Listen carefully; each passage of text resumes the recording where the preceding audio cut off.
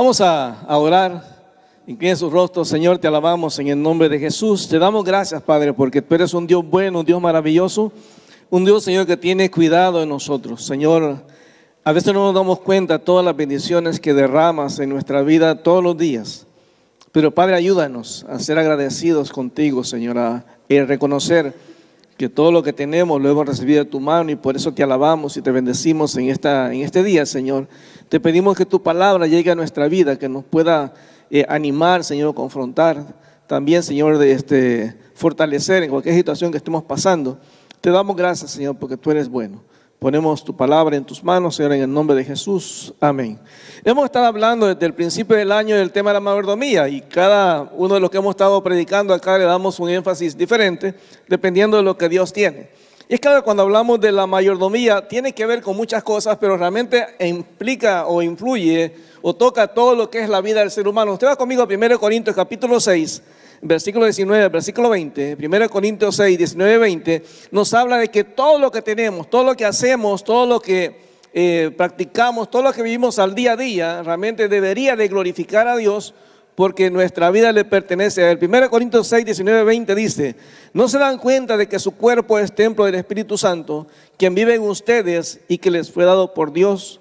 Ustedes no se pertenecen a sí mismos, porque Dios los compró a un alto precio, por lo tanto honren a Dios con su cuerpo. O sea, Dios espera que todo lo que hacemos en nuestra vida le pueda glorificar a Él, porque nosotros somos mayordomos. 1 Pedro 4:10 dice que nosotros somos mayordomos de la multiforme gracia de Dios. Todo lo que tenemos le pertenece a Dios, y por eso Dios quiere que entendamos que cada aspecto de nuestra vida, Dios quiere que reconozcamos que es propiedad de Él y que nosotros solamente somos los mayordomos. Y es claro que una de las áreas que muchas veces los pastores tenemos como cierto recelo en tocar es la cuestión de las finanzas. Porque hay gente que abusa, hay gente que, yo he escuchado predicadores que, y no es crítica, simplemente un comentario. Gente, me acuerdo de una persona que estaba predicando, hablando del dinero, y agarró un billete y él se lo puso en el oído, decía: el billete me habla. Y el billete dice que esta persona es mezquina, es tacaña, porque está dando un billete muy chiquito a Dios. Eso es ilógico, hermano. O aquella persona que dijo que si una persona que no diezma, no ofrenda, no es salva o pierde la salvación. O sea, son personas que realmente llegan al extremo y al abuso en la cuestión de la finanza. Entonces yo creo que vaya conmigo en un viaje para que veamos qué es realmente lo que dice la Biblia, porque hay gente que tiene diferentes opiniones en cuanto a la ofrenda y el diezmo, y vamos a ir rompiendo a lo largo del estudio esas barreras o esos conceptos que muchas veces tenemos, que lastimosamente tenemos que reconocer que hay lugares, hay iglesias donde se abusa de la gente en este tema de las finanzas y se trata de manipular la fe de las personas, cuando la Biblia realmente no dice eso. Entonces, ¿cuál es el principio bíblico realmente para el tema de las finanzas? Entonces vamos a hacer como tres etapas diferentes. La Biblia nos enseña el tema de los diezmos y las ofrendas al inicio en el libro de Génesis, cuando no había ley, cuando no existía el pueblo de Israel. Luego nos enseña en el segundo periodo, cuando ya Israel es un pueblo, y luego nos enseña las ofrendas de diezmo en el tiempo de la iglesia. Y cada aspecto, cada área, cada etapa de la Biblia nos va mostrando principios que es importante entender. Principios que están ahí, y no podemos dejar que se nos manipule, decir que si no damos el diezmo o la ofrenda, tal o cual cosa va a pasar. La Biblia es clara cuál debe ser la motivación cuando damos la ofrenda, porque usted da la ofrenda o el diezmo por miedo, quiero decirle que realmente para Dios a eso no le agrada. O si usted lo da simplemente para que la gente lo vea, tampoco ese tipo de cosas a Dios le agrada. O si usted lo da porque bueno, ya usted se acostumbró a darlo y no realmente nunca razona por qué lo da o por qué no lo da. Entonces tenemos que ir a la palabra de Dios. Entonces vamos conmigo, por favor, a Génesis capítulo 14. Génesis 14. Y quiero ponerle en el contexto de este pasaje, porque es interesante que aquí Abraham, que es el que va a dar por primera vez el diezmo a Dios, no existía ninguna ley en este momento de dar el diezmo, no existía una norma, realmente no existía el pueblo judío como tal. Abraham simplemente era un hombre que había sido llamado por Dios desde Ur de los Caldeos, que sería ahora a lo mejor Irán o Irak, en esa zona. Dios lo llama para ser parte de ese grupo de personas que Dios iba a usar a lo largo de la historia. Entonces Abraham en algún momento se reúne con su sobrino Lot pero hay un momento en que Lot decide irse a Sodoma a vivir, o a Gomorra, una de esas dos ciudades, donde, como sabemos, en un tiempo más adelante Dios destruye las ciudades por la causa del pecado. Pero dice la Biblia que en un momento determinado, en el capítulo 14, nos habla que hubo una guerra. Habían 5 reyes que eran los que dominaban, por decirlo así, la región, y habían 4 reyes en los que se incluía Sodoma y Gomorra, que estaban siendo dominados por estos reyes, por estos 5 reyes. Un momento, estos 4 reyes se rebelan contra esos 5 reyes por la opresión que había, y entonces hay una guerra, y estos 5 reyes vienen, invaden a estos 5 reyes, a estos 4 reyes, y los vencen. En esa pelea, en esa batalla, Lot, el sobrino de Abraham, es llevado como prisionero.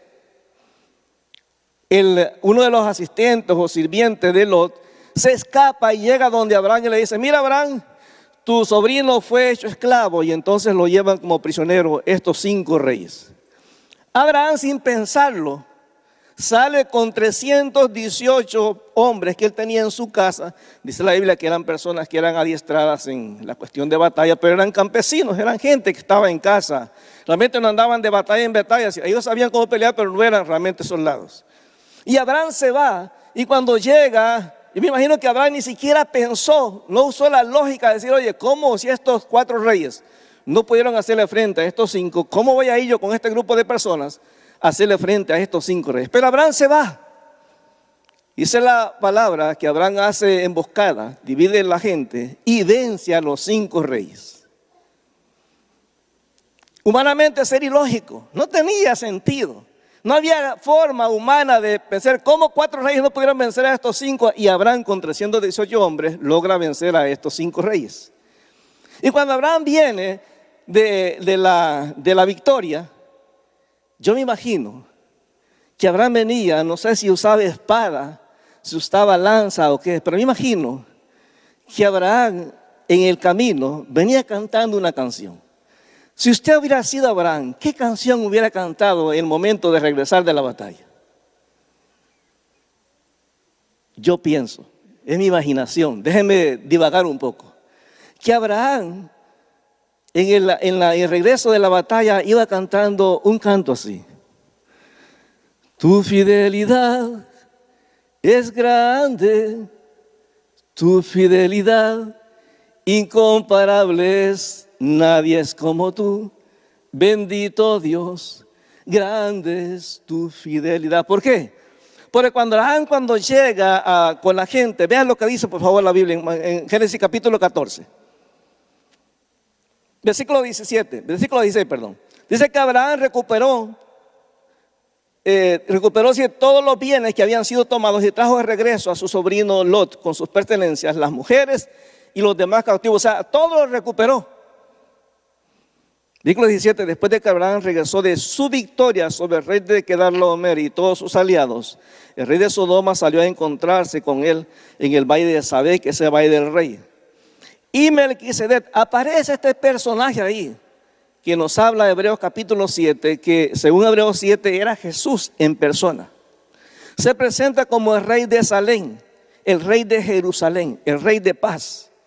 Y este sacerdote se le presenta a Abraham, allí en el versículo 18. Melquisedec, rey de Salem, sacerdote del Dios Altísimo, le llevó pan y vino a Abraham. El pan y vino tiene un significado de comunión, de paz, de tranquilidad.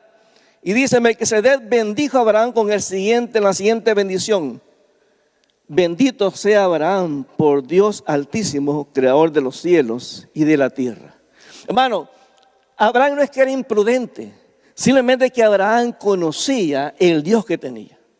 Y cuando Abraham se va a la batalla, Abraham sabe que a pesar de que todo es ilógico, Dios puede hacer algo que estos 4 reyes no habían podido hacer. Abraham sabe que de alguna manera, fíjense que Abraham, no sabemos si Abraham se detuvo a orar, pero Abraham tenía una relación tan cercana con Dios que en el momento que Abraham va a la batalla, él está seguro que algo bueno va a pasar. Y Abraham llega, y cuando este sacerdote lo reencuentra, le dice: Abraham, eres bendito del Dios Altísimo. Abraham sabía que no importa lo que él emprendiera, siempre Dios iba a estar con él. Y en el versículo 19, Dice Melquisedec bendijo a Abraham con la siguiente bendición: bendito sea Abraham por Dios Altísimo, creador de los cielos y la tierra. Versículo 20, y bendito sea el Dios Altísimo que derrotó a tus enemigos por ti. Hermano, no fue Abraham el que ganó la batalla, fue Dios. Y Abraham, en ese momento de que recibe esta bendición, vea la reacción de Abraham. Ahí en el versículo 20, al final dice: luego Abraham dio a Melquisedec una décima parte de todos los bienes que había recuperado, es decir, el diezmo. Ahora la pregunta acá es: ¿por qué Abraham da el diezmo si no había una ley? ¿Por qué Abraham da un diezmo si no se lo están exigiendo?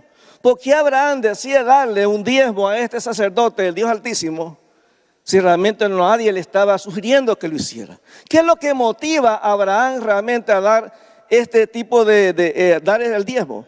Y hay varias razones realmente por las cuales uno puede darse cuenta aquí. ¿Qué es lo que nos enseña Abraham en este pasaje? Hermano, el diezmo no se da por obligación. El diezmo no se da porque realmente alguien esté sugiriendo, decir, si no das el diezmo te vas a ir al infierno. No damos el diezmo porque realmente tengamos que hacerlo. Abraham nos enseña que el diezmo, la ofrenda, se da como una forma de gratitud a Dios por las bendiciones pasadas. Si yo le pregunto a usted, póngase a pensar, ¿qué bendiciones tenemos nosotros por las cuales darle gracias a Dios? Le podemos mencionar un montón. La salvación. Dígame, ¿cuánto pagó usted por la salvación? Hermano, usted nadie lo merecíamos. Yo les he contado que cuando Dios llegó a mi vida, yo siempre fui un niño rebelde. Yo me recuerdo allá pequeñito, mi mamá me llevaba a la iglesia católica y me quería hacer la confirmación. Me bautizaron porque pues estaba bebé y no sabía realmente lo que estaba pasando, pero cuando me quisieron confirmar yo me corría, hermano. Y nunca me hicieron la confirmación. Cuando era la confesión yo me corría, cuando era la cuestión de tomar la hostia me corría. Siempre fui rebelde, siempre cuestionaba las cosas. Y en el tiempo, cuando tenía más o menos como 22 años, yo entré a la Guardia Nacional en El Salvador, estaba en tiempo de guerra. Y me recuerdo que había esa búsqueda de Dios, saber quién era Dios. Y me recuerdo que me mandaron destacado a una base en un pueblo que se llama Susitoto, en el norte de El Salvador, que era muy peligroso. Y yo siempre iba al templo católico, veía las imágenes y preguntaba, le decía, bueno, si tú eres Dios, muéstrame. Y si no, Señor, muéstrame de alguna manera, hazme entender quién eres tú. En ese tiempo que estuve ahí, yo vi la muerte de cerca. Hubo momentos en que nos atacaron, momentos en los que vimos compañeros que los llevaban en las bolsas verdes para la comandancia, para la escuela de la guardia. En ese momento yo cuestionaba y decía, Señor, si tú eres real, muéstrate. Me acuerdo que mi hermano que vivía en Estados Unidos regresó a El Salvador y él, cuando se dio cuenta que yo estaba en la militar, hizo todo lo posible para que yo me saliera y me mandaron para Estados Unidos. Llegué a Boston. Como a los 8 meses de estar en Boston, Dios llegó a mi vida. Cuando veo hacia atrás me doy cuenta que todo fue gracia y misericordia de Dios. Había gente que era mejor que yo. Yo tenía buena puntería, era buen tirador, pero hermano, había otros buenos tiradores del otro lado y cualquiera me hubiera podido matar. Pero gracias a Dios salí sin un rasguño del tiempo de la guerra. ¿Por qué? Por la gracia de Dios. No era por mi habilidad, era por la misericordia de Dios. O sea, la salvación nadie de nosotros lo merecía. Dios nos salvó porque Él quiso. Su provisión diaria, hermano. Su provisión diaria. Su cuidado. Aquí nosotros podemos mandar a nuestros hijos a la escuela y saber que van a regresar a la casa. Hay lugares donde no pueden hacer eso, hermano. ¿Se acuerdan el tiempo de las pandillas en El Salvador? A mí me rompía el corazón porque a cada rato recibía mensajes de pastores de allá de El Salvador y me decían, por favor, hermano, ayúdenos. Me acuerdo un hermano pastor que me mandó un mensaje y me dice, mire, tengo una niña de 12 años. Y cuando voy a la tienda, a la escuela, tengo que ir con ella porque los mareros le dicen, ya estás creciendo. Ya está buena para que te hagas parte de la pandilla. Y sabía él que a lo más entre las pandillas las violaban, las maltrataban, las prostituían. O sea, cuando tú te das cuenta de todo lo que Dios ha hecho en tu vida, Dios dice, demuéstrame la gratitud dándome la ofrenda o el diezmo, no porque hay una obligación, no porque la iglesia te lo diga, hermano, la iglesia no tiene ningún derecho a decirle la ofrenda o el diezmo a nadie. Nadie le exigió a Abraham, hermano. Abraham lo dio simplemente porque él entendió que era una forma de agradecer a Dios. Ahora, entendamos una cosa, cuando damos la ofrenda o diezmo a Dios, no es que le estamos pagando por sus bendiciones. Lo que estamos haciendo de una manera voluntaria, darle algo a Dios de todo lo que hemos recibido de parte de Él. Cuando una persona no da el diezmo o la ofrenda, es un acto de mal agradecimiento a Dios. Es decir, como que la persona piensa, bueno, lo que yo tengo yo lo logré por mi propio esfuerzo. Yo no tuve nada que ver. Yo le aseguro una cosa, si Dios le retirara a usted y a mí el aire que respiramos, ¿qué nos pasaría? ¿Qué pasa si Dios no nos diera la salud que tenemos? ¿Qué nos pasaría? ¿Qué pasaría si Dios no abriera puertas en los trabajos?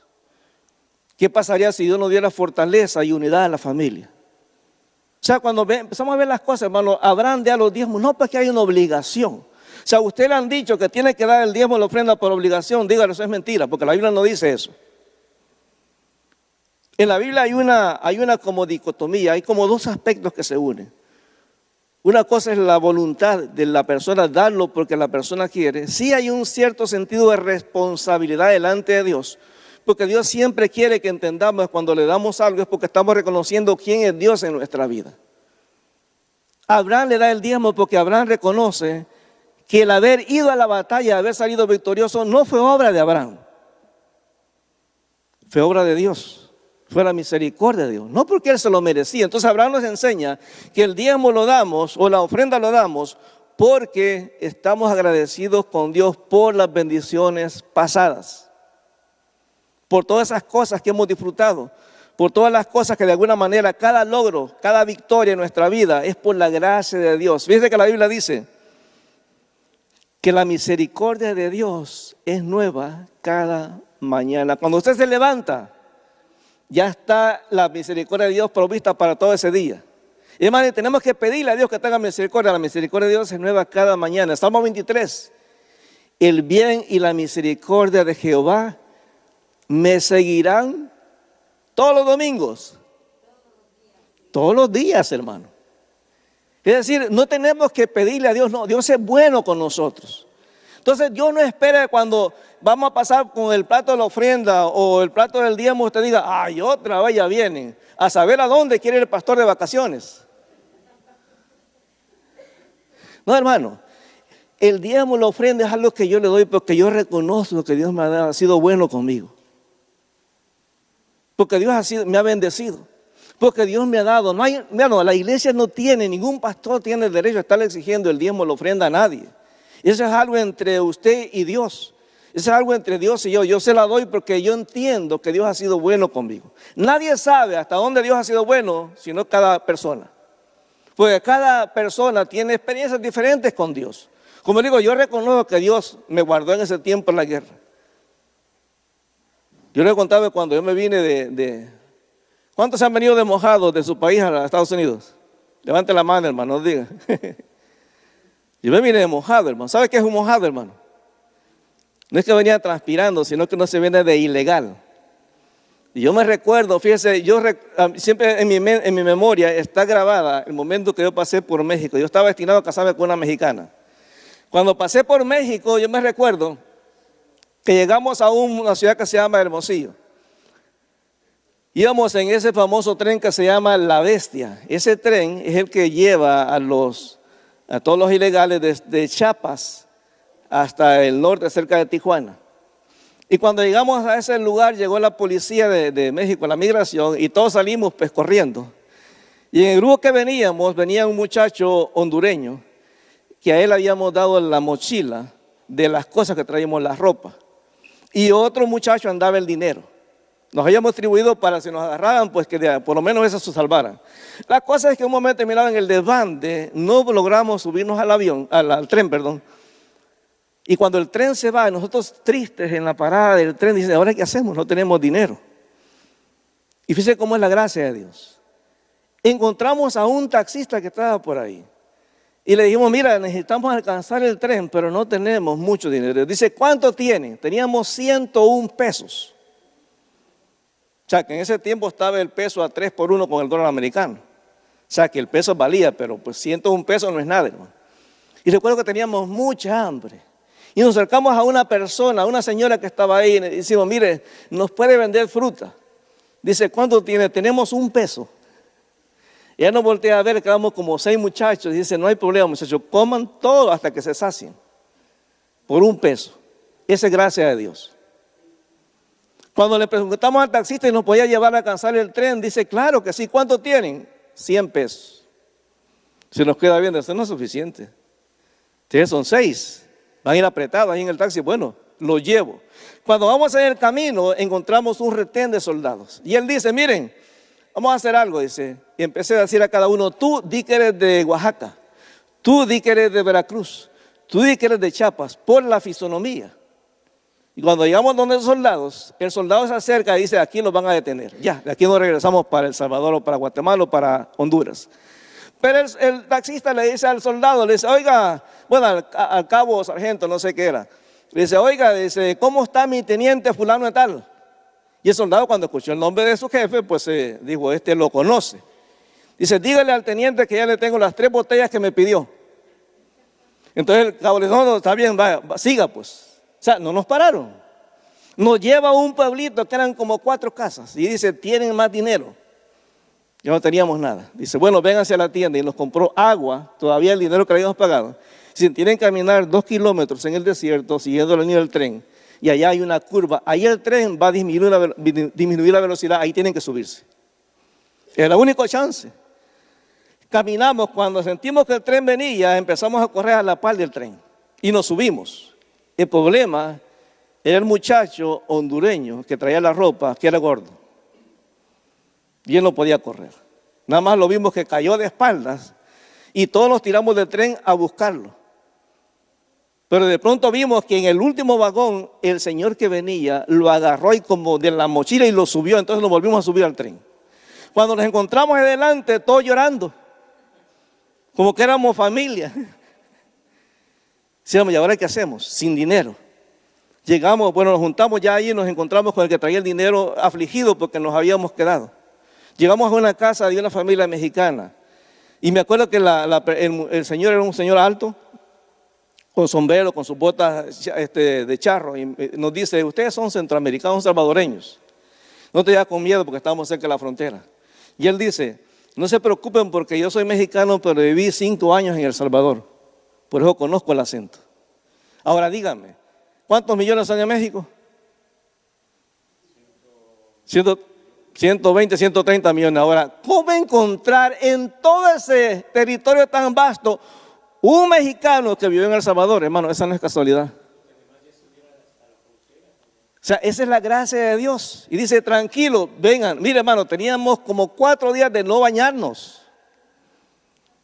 Nos dio de comer, nos dejó que durmiéramos y en la noche nos ayudó para pasar al otro lado. O sea, esa es gracia de Dios.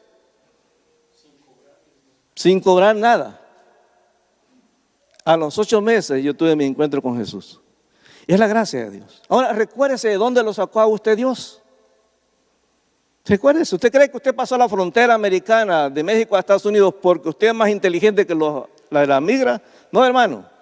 Es por la gracia de Dios. ¿Usted cree que a usted lo dejaron entrar a Canadá si no le hicieron problema en el aeropuerto porque usted es inteligente, porque de su país usted es la persona más inteligente de todas? No, hermano, es por la gracia de Dios.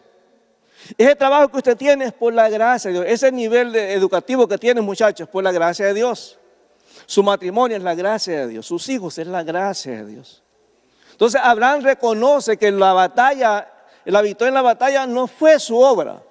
¿Cómo él podía ganarle a 5 reyes cuando 4 reyes no pudieron? Es por la gracia de Dios.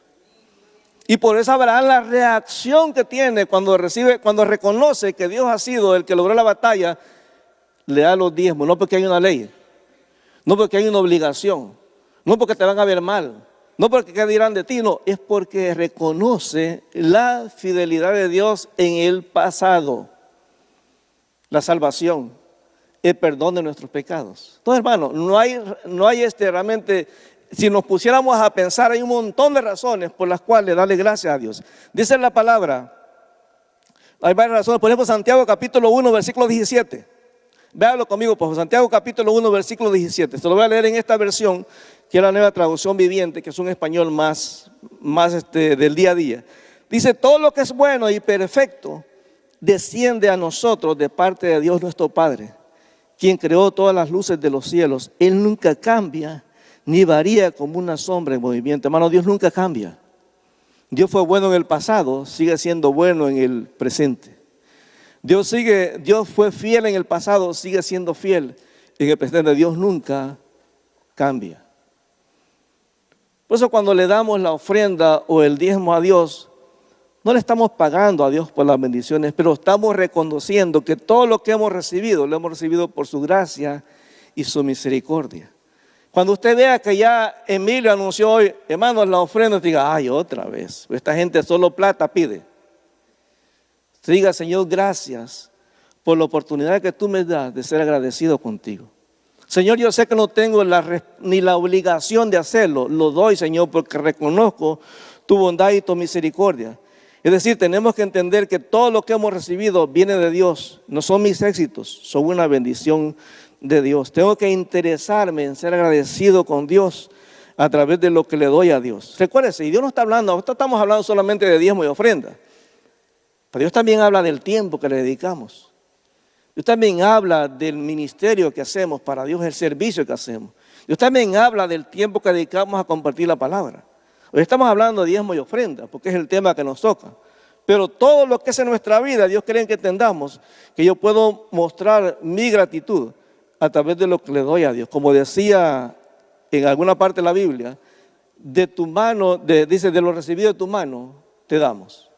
O sea, nada de lo que tenemos lo hemos ganado nosotros, nuestras propias fuerzas. Entonces, cuando vemos razones por las cuales será agradecido por Dios, la salvación, el perdón de nuestros pecados, su provisión diaria, su amor para con nosotros, su misericordia. Dice Lamentaciones 3, 22 al 25, dice, el fiel amor del Señor nunca se acaba, sus misericordias jamás terminan. Grande es su fidelidad, sus misericordias son nuevas cada mañana. Me dijo el Señor es mi herencia, por lo tanto esperaré en Él. El Señor es bueno con los que dependen de Él, con aquellos que lo buscan. Todos los días Dios nos bendice. Todos los días. Dios es bueno con nosotros. Salmo 23, ciertamente tu bien y tu misericordia me seguirán todos los días de mi vida, y en la casa del Señor moraré por largos días. Dios siempre es bueno. Entonces Dios quiere que entendamos que la gratitud, en este caso Abraham, tiene que ver con el agradecimiento por las bendiciones pasadas. Pero el siguiente caso, si usted va conmigo aquí en Génesis también, quiero contarle este pasaje también. Si usted va conmigo a Génesis capítulo 28, hay otro personaje aquí que es el nieto de Abraham, y este es Jacob. Y Jacob tiene una experiencia totalmente diferente, porque Jacob no le da gracias a Dios y no le ofrece el diezmo por las bendiciones pasadas, sino que a Jacob le ofrece a Dios el diezmo por causa de las bendiciones futuras, por lo que viene en el futuro, por las promesas de Dios. Entonces dice la palabra aquí en Génesis, vea cómo el Señor en este pasaje, en Génesis capítulo 28, dice la palabra que Jacob, en algún momento determinado de su vida, él había tenido un pleito con su hermano. Le había robado la primogenitura a su hermano Esaú. Entonces Esaú lo quería matar. Entonces la mamá, para guardarlo, lo manda a donde su familia, en alguna zona ahí de Jerusalén, de Israel. Entonces lo manda a que se case con alguien de la misma familia. Y cuando va en ese proceso, llega a un lugar donde Jacob se pone a dormir en el campo, y él tiene un sueño. Y en el sueño él ve que hay una escalera que baja desde el cielo, y dice que los ángeles subían y bajaban. Y cuando Jacob se despierta, él escucha, dice, esta es casa de Dios y puerta al cielo. Entonces usted va conmigo en el pasaje. Jacob, en este pasaje específico, vean lo que dice por favor, el capítulo 28. Capítulo 28 de Génesis. Desde el capítulo 10 en adelante. Pero dice en el versículo 15, hay varias promesas que Dios le da a Jacob. Recuérdese, Jacob era el nieto de Abraham.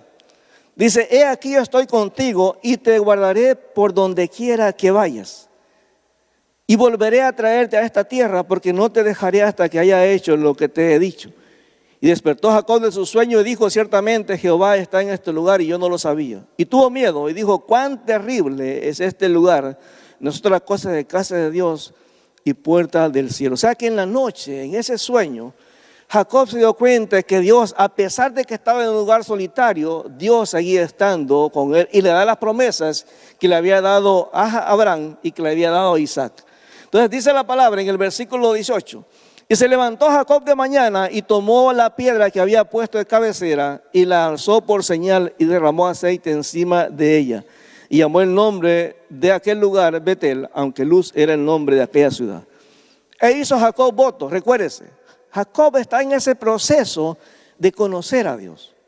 Entonces cuando él escucha las promesas, dice que le hace un voto, una promesa diciendo, si fuere Dios conmigo y me guardare en este viaje en que voy, y me diere pan para comer y vestidura para vestir, y si volviere en paz a casa de mi padre, Jehová será mi Dios, y esta piedra que he puesto por señal será casa de Dios, y de todo lo que me diere, el diezmo apartaré para él.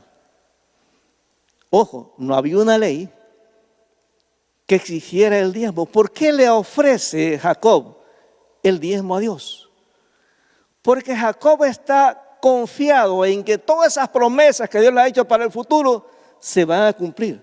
Ahora, si yo le pregunto a usted, ¿cuáles son las promesas que Dios le ha dado a usted para este 2025? Como decía alguien hoy en la mañana en una predicación, Dios no nos da sueños para darnos ánimo. Dios nos da sueños para que entendamos que Él está pendiente de nosotros en todo momento. ¿Qué sueños ha puesto Dios en tu vida? ¿Qué promesas tienes tú en la palabra? Por ejemplo, una promesa. Cuando pase por el valle de sombra de muerte, no temeré mal alguno, porque tú, Jehová, estás conmigo. Aunque pase por las aguas, no me negarán. Cuando pases por el fuego, no te quemarás, porque Jehová tu Dios está contigo. ¿Qué promesas Dios le ha dado a usted? Cuando Jacob ve todas las promesas que Dios le da, no hay ninguna ley que le exija a Jacob darle el diezmo a Dios. No hay un pastor que se le acercó a decirle, oye, Jacob, ya Dios te dio promesa, ¿dónde está el diezmo? Cállate con el diezmo. No, fue una decisión voluntaria. Fue en gratitud de todas las promesas que Dios le estaba dando en ese momento. O sea, cuando nosotros damos el diezmo a Dios o la ofrenda, no es que estamos atando a Dios diciendo, bueno, Señor, yo te doy el diezmo, pero recuérdate, tienes que darme todo lo que yo te pida. Hermano, no funciona así. Eso de que siembra para que Dios te prospere, hermano, eso no funciona así. Dios no tiene la obligación de darnos absolutamente nada a nadie. Las promesas de Dios están ahí, son fieles. La palabra dice que las promesas de Dios siempre se van a cumplir. Cuando yo le doy el diezmo a Dios, yo estoy entendiendo, reconociendo la fidelidad de Dios en el pasado y reconociendo la fidelidad de Dios en el futuro. Usted no sabe lo que va a pasar mañana. Usted no sabe si va a regresar a su trabajo. Es Dios, cada paso que damos, Dios siendo fiel con cada uno de nosotros. Y Jacob lo reconoce. Jacob sabe que él no tiene ninguna razón por la cual cuestionar a Dios.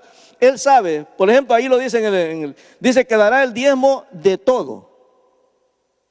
Dará el diezmo de todo, nadie lo obliga, es una decisión voluntaria.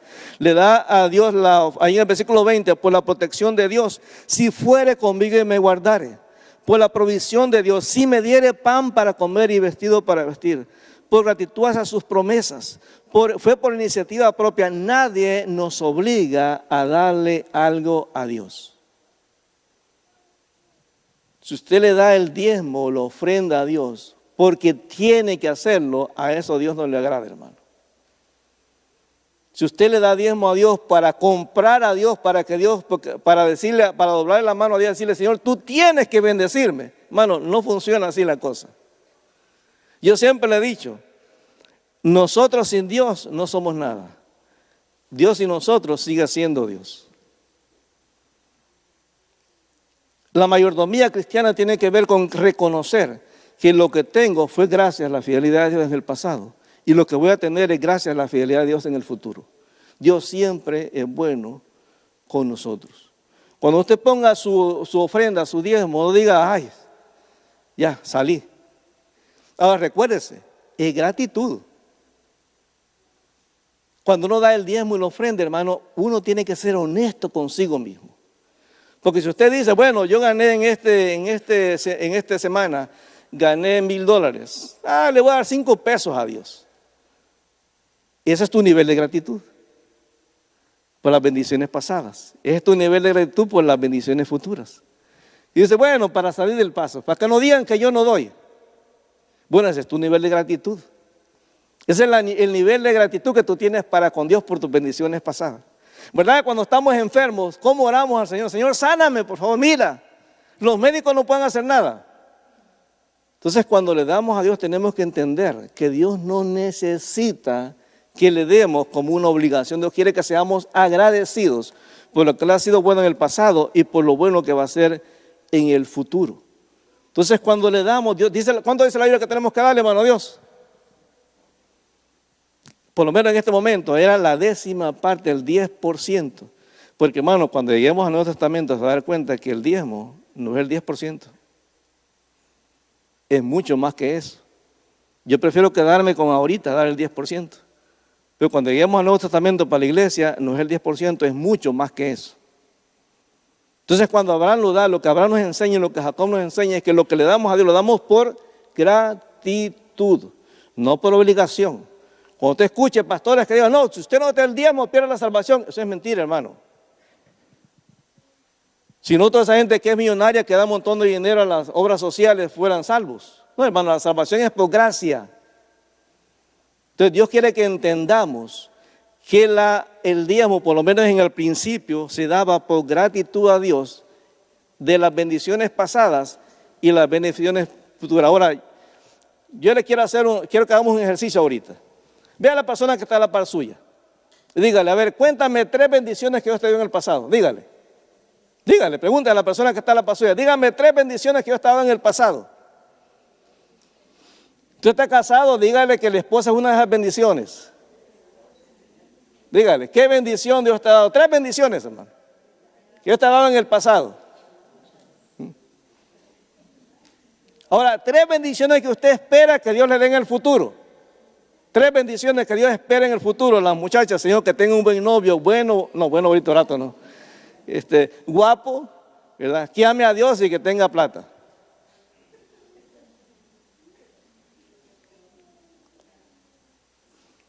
Mira, hermano, es interesante que dice la Biblia en Romanos capítulo 12 que por la misericordia de Dios tenemos que presentar nuestro cuerpo en un sacrificio vivo, santo, agradable a Dios. Todo es por la gracia de Dios. Todo nos vuelve a lo mismo. Damos a Dios porque Él nos dio. Dios no nos da, hermano, Dios no nos exige. Cuando nosotros le damos algo a Dios, Dios quiere que eso sea en agradecimiento de lo que realmente es algo que tiene que nacer en nosotros. Si usted lo da porque alguien se lo exigió, a Dios no le agrada eso, hermano. Dios quiere que le demos porque yo entiendo que Dios ha sido bueno conmigo. Ahora yo quiero pedirle que en este día usted tome este momento para decirle a Dios, Señor, a partir de ahora, yo no me voy a sentir obligado a darte nada por la fuerza. Quiero darte, Señor, realmente por gratitud.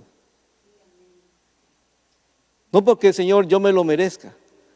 No porque tú me estés exigiendo, sino simplemente porque tú has sido bueno conmigo. Yo reconozco hoy en este día lo bueno que has sido. Y estoy confiado en que en el futuro tú también vas a ser bueno conmigo. Padre, te alabamos en el nombre de Jesús. Señor, gracias porque, Señor, la ofrenda o el diezmo, Señor, no es una obligación para nosotros. Es un acto de gratitud por la fidelidad que tú nos has dado, Señor. Gracias, Padre, porque no merecíamos la salvación. No merecíamos el perdón. No merecíamos, Señor, absolutamente tu misericordia, tu bondad, tu fidelidad para con nosotros, pero tú siempre has sido fiel. Y Padre, cuando damos, sea la ofrenda o el diezmo, Señor, no queremos darlo por fuerza, no queremos darlo porque nos estén imponiendo, Señor. Queremos darlo porque reconocemos tu fidelidad para con nosotros. Señor, gracias. Porque si hay, Señor, alimento en mi mesa, es por la gracia y misericordia tuya, Señor. Padre, si mis hijos tienen, Señor, dónde vivir, es por la gracia y misericordia tuya. Padre, si tenemos un trabajo, es por la gracia y misericordia tuya. Y si no hay trabajo, yo sé que tú vas a proveer ese trabajo, Señor, porque tú sabes mis necesidades. Gracias por la salud, Señor. Gracias aún por la enfermedad, porque la enfermedad tú me ayudas a depender de ti, Señor. Gracias por tu fidelidad, Señor, por tu bondad, por tu amor, Señor. Tu palabra dice que tú me has amado con amor eterno y que por eso has prolongado tu misericordia sobre mí. Padre, nadie tiene el derecho a exigirme el diezmo o la ofrenda. A nadie tú le has dado ese derecho. Cada uno de nosotros, Señor, lo damos por gratitud a ti. Ayúdanos a entender, Señor, que la relación es personal, es individual entre tú y nosotros.